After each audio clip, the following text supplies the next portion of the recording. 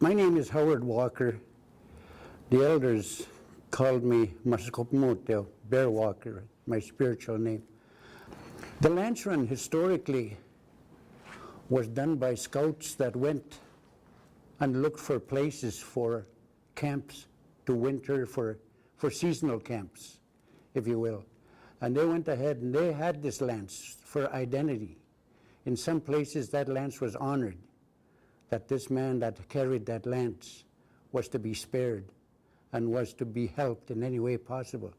But there were differences in tribes where lance keepers, lance runners did not make it home.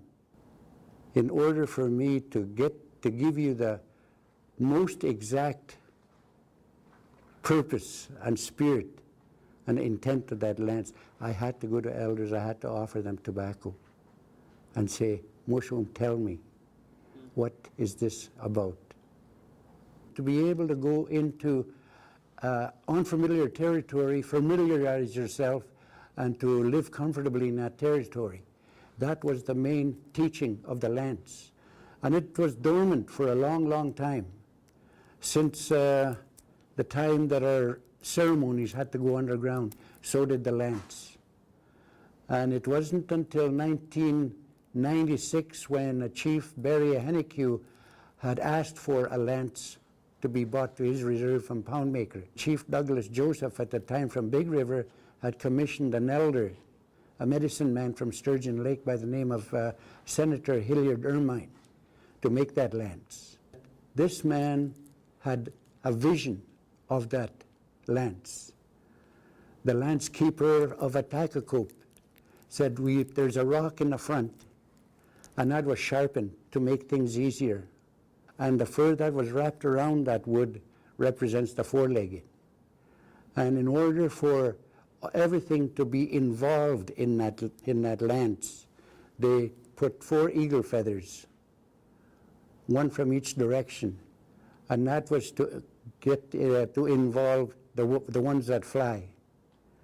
And the ones that fly, the eagle feather is a messenger of the thunderbird. The thunderbird looks after the water. So the water is involved in that lance through that eagle feather.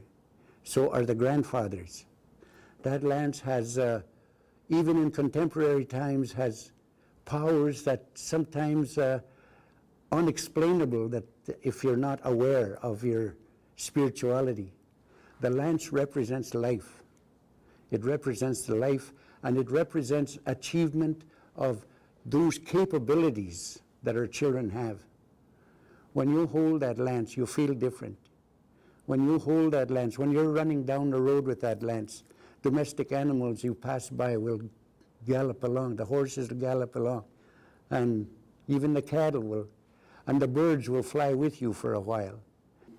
Harness that with the courage of our leaders, the leaders like Tony Cody that envisioned this for a long ways, so that our young people will have something to lean on, that legacy that we bring back